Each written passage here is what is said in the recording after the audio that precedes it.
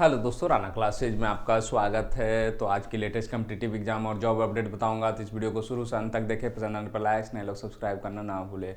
सबसे पहले चर्चा BSSC CGL3 एग्जाम पर, क्योंकि 5 मार्च 2023 को ये परीक्षा है।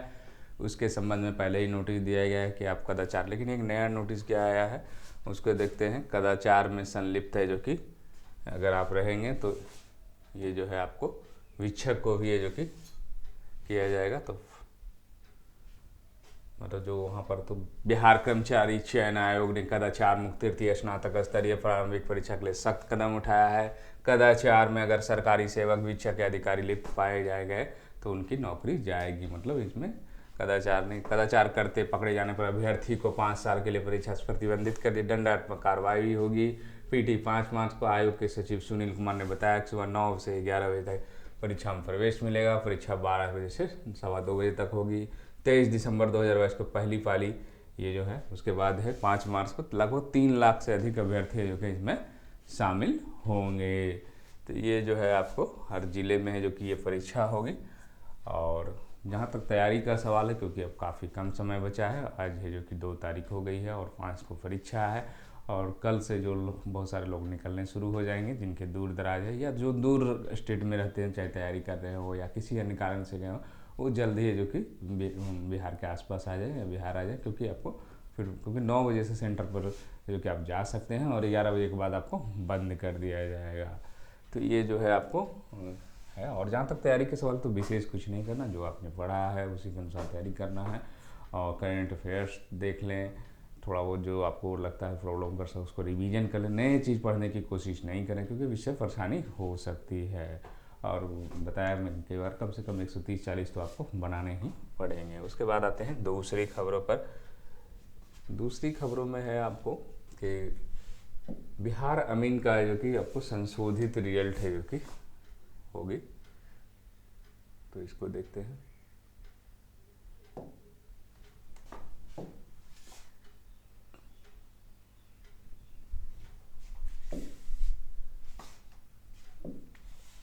इसमें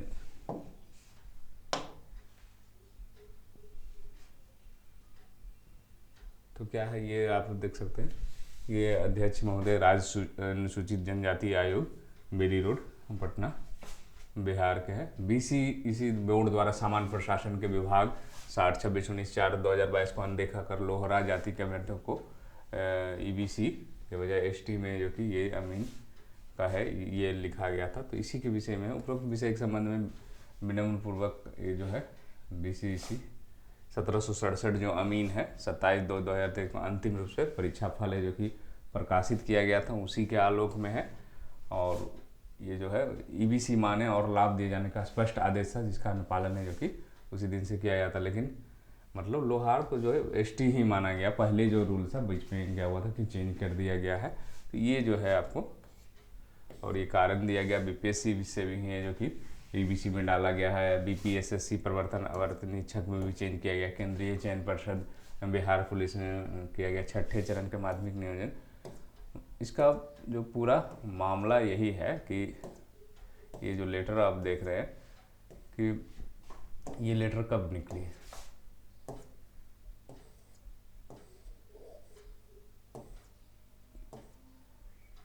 उन्नीस 19/4/22 में क्या था कि लोहारा जो एक जनजाति है, लोहार और लोहरा कन्फ्यूजन के कारण बिहार सरकार जो कि ST में शामिल कर लिया गया था। लेकिन बीच में क्या हुआ, स्पष्ट किया गया सर्वोच्च न्यायालय के द्वारा उसके आधार पर कि आप जो है ST को नहीं माने, उसको EBC में माने। और क्योंकि अमीन का रिजल्ट है जो कि ST मान कर ही दिया गया, इसीलिए जो कि संशोधित रिजल्ट है जो कि निकाला जाएगा। उसका नोटिफिकेशन भी है जो कि आपको दे दिया गया है, उसको मैं दिखाता हूँ।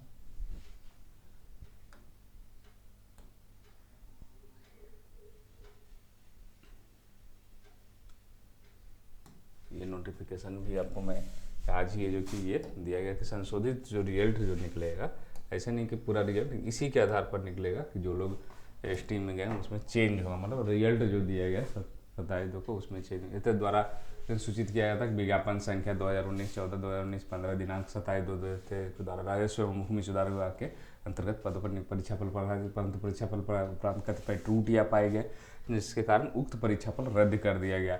त्रुटियों को सुधार के उपरांत संशोधित परीक्षाफल किया गया। मतलब ये स्पष्ट है कि आपको लोहारा वाला जो है सिर्फ उसी का, बाकी कोई चेंजिंग उसमें नहीं। हाँ कुछ हो सकते हैं, असर पड़ सकते हैं, लेकिन उन्हीं के असर पड़ेंगे जो अंतिम रूप में है। एसटी कैंडिडेट को हो सकता है पड़े, या ईबीसी कैंडिडेट, दो लोग तो इफेक्ट, जनरल और अन कैटेगरी तो इफेक्ट नहीं पड़ेगा।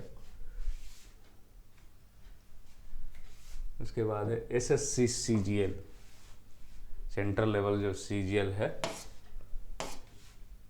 एसएससी सीजीएल में है जो कि परीक्षा 2076 से 21 युवाओं को जो कि नौकरी मिलेगी, और एसएससी के रिक्त पदों का भी विभाग विवरण बांट दिया गया है। सेंट्रल बोर्ड ऑफ सीबीडीटी के जो कि 1425 पद है। Central board of indirect tax income 10 भारतीय लेखा परीक्षा विधि विभाग के 25, गृह मंत्रालय के 728, controller and auditor general 845, controller general of defence account के 989।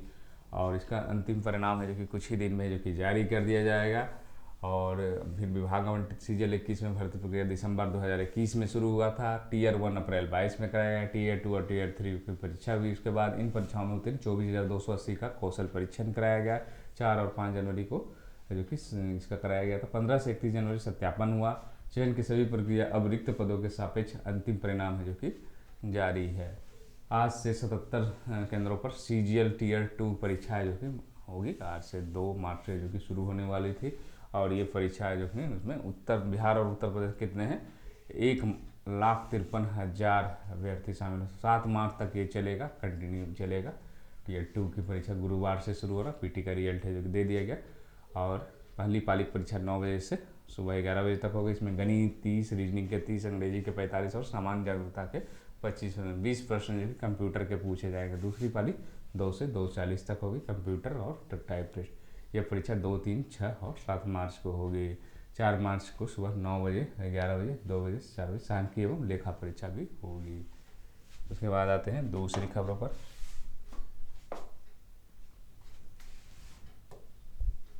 तो एक अच्छी खबर है रेलवे की नौकरियों के लिए, जो बहुत सारे हीन भावना देखते हैं उनके लिए थोड़ी सी अच्छी खबर है कि क्योंकि सरकारी नौकरी है उसमें सुविधाएं क्या दिया गया है। तो रेल प्रबंधन ने चतुर्थ श्रेणी कर्मचारियों को देश के अंदर हवाई जहाज में निःशुल्क सफर की व्यवस्था लागू कर ली है। हालांकि इसके लिए रेलवे को यात्रा अवकाश रियायत एलटीसी लेने के 1 साल के तक ट्रेन में सफर के लिए मिलने वाले निःशुल्क यात्रा पास छोड़ने होंगे।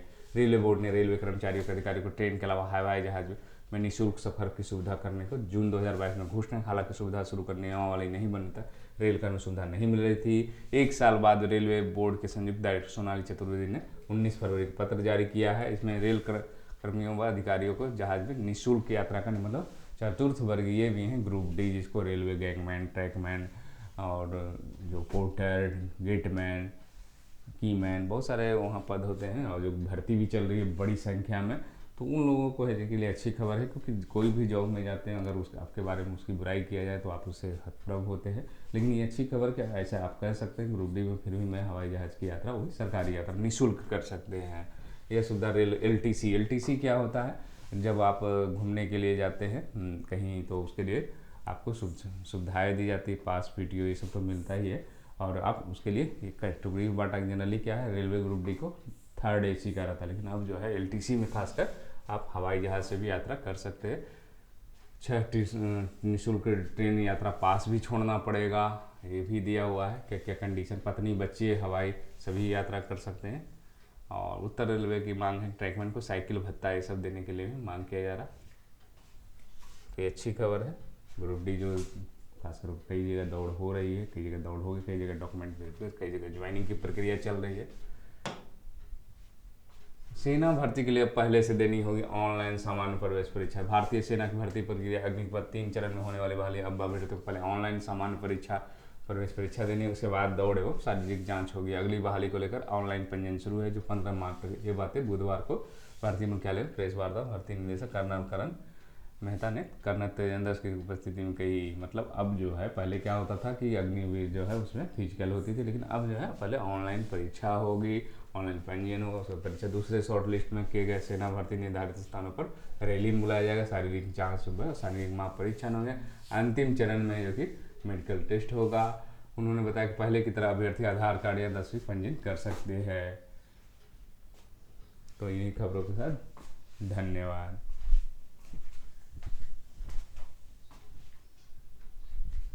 और एक खबर है जो मैं बताना भूल गया, और ये जो है आपको UPPCS का है, जो कि बहाली जो कि निकला है। मैं इसको जो इंतज़ार कर रहे युवा UPPCS का भी है जो कि फॉर्म भरे, उनके लिए अच्छी खबर है कि ये वैकेंसी है जो कि आ गई है।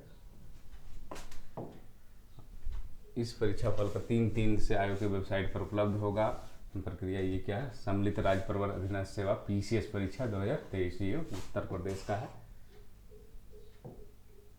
आप देख सकते हैं अभ्यर्थी है जो कि रिक्त योग इसमें कितने हैं, टोटल 173 शैक्षणिक अर्हता वही ग्रेजुएशन है, ग्रेजुएशन पास होना चाहिए। और भी डिटेल आए। आयु सीमा है जो कि आपको 1 जुलाई 2023 को 21 वर्ष से आयु से उन्हें 40 वर्ष से अधिक नहीं होना चाहिए। 23 से मांगा जा रहा उनका है जो कि बाद नहीं होना चाहिए। इसी प्रकार दिव्यांगजन का भी दिया हुआ है। ऑनलाइन आवेदन प्रारंभ कल से होगी। ऑनलाइन अंतिम तिथि 3/4 तक होगी। ऑनलाइन करने के आवेदन की अंतिम तिथि 6/4 तक होगी। तो ये फॉर्म है जो कि आप भर सकते हो, जो खासकर PCS की तैयारी करते हैं, उत्तर प्रदेश का PCS का भर्ती का इंतजार कर रहे थे। तो ये बहाली जो कि अब आ गई है। तो शिक्षक धन्यवाद।